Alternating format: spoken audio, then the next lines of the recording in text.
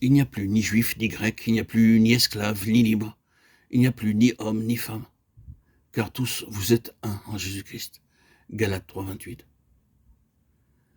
L'esprit est composé de trois parties. Premièrement, la conscience, cette faculté intérieure qui me dit ce qui est mal. Deuxièmement, l'adoration, l'aspiration à connaître l'invisible, mon Créateur. Où est-il? Comment puis-je le trouver? Où puis-je le trouver? Ce désir nous vient à des époques différentes. Certains veulent trouver Dieu dans la nature, d'autres dans des édifices, des temples. Certains veulent le trouver par des cérémonies rituelles. Dieu ne peut pas être trouvé ainsi, mais seulement par l'esprit. La troisième partie de l'esprit, c'est l'instinct ou l'intuition. Une pensée vient soudainement en nous.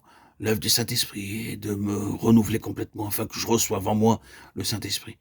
Avant que le Saint-Esprit ne vienne dans mon esprit, toutes les souillures causées par des pensées, des paroles et des actes mauvais doivent être lavées et ôtées. Dieu a placé un appareil d'enregistrement dans nos cœurs, et toute parole que nous disons, toute simple pensée que nous pensons, et ce que nous faisons est tranquillement enregistré dans la conscience. C'est l'appareil enregistreur de Dieu. Lorsque je suis intérieurement lavé et purifié par Dieu, par le sang de Christ, le Saint-Esprit vient en moi et fait de moi une nouvelle personne. Ceci s'appelle la régénération et c'est la première grande œuvre du Saint-Esprit. Tite 3, 5. La deuxième œuvre intérieure du Saint-Esprit est de me baptiser ou de m'unir ou de me placer dans le corps de Christ, de faire de moi un membre de la famille céleste, de m'amener sous le gouvernement du Seigneur Jésus-Christ. Nous sommes intérieurement unis à tous les croyants partout où nous allons, Éphésiens 1, 11 à 13. La troisième œuvre intérieure du Saint-Esprit est de nous sceller en vue de notre sécurité. Lorsque nous sommes scellés par le Saint-Esprit, nous avons l'assurance que le Seigneur sait toutes choses et qu'il nous protégera de tous les dangers possibles qui nous entourent.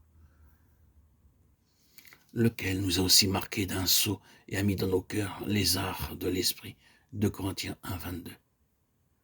La quatrième œuvre intérieure du Saint-Esprit, c'est qu'il est le gage de notre héritage. Éphésiens 1, 14, 2 Corinthiens 1, 22. Le Seigneur Jésus-Christ nous a appelés à un grand héritage céleste. 1 Pierre 1, 4. Il désire que vous et moi nous soyons prêts pour notre part à l'héritage céleste. La preuve en est le gage du Saint-Esprit. L'esprit de révélation est la cinquième œuvre intérieure du Saint-Esprit, Éphésiens 1, 16 à 20. Le Saint-Esprit m'est donné afin que je sache comment utiliser cette merveilleuse puissance de la résurrection pour tous mes besoins.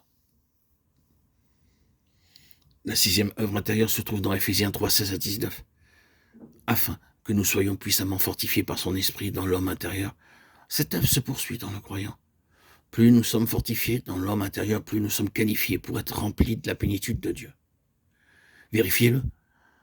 Chaque fois que vous vous sentez spirituellement vide et stérile, ou sans ressources et faible, mettez-vous à genoux et dites, Seigneur, fortifie-moi dans l'homme intérieur, et verse en moi ton esprit. Puis, attendez par la foi. Pour finir, la septième œuvre intérieure du Saint-Esprit en nous est la sanctification, afin qu'il devienne obéissant et qu'il participe à l'aspersion du sang de Jésus-Christ. 1 Pierre 1, 2. La sanctification m'aide à obéir à la parole de Dieu. Le Saint-Esprit, en me sanctifiant, me donne un courage supplémentaire, jusqu'à ce que je dise, peu m'importe ce que pensent les gens, j'obéirai à mon Seigneur. C'est là la vraie sanctification, parce que je sais que tout ce que j'ai n'est que pour lui.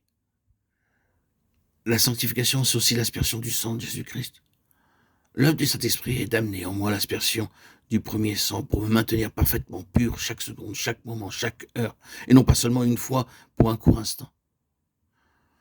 La septième œuvre est la sanctification pour l'obéissance et une constante purification.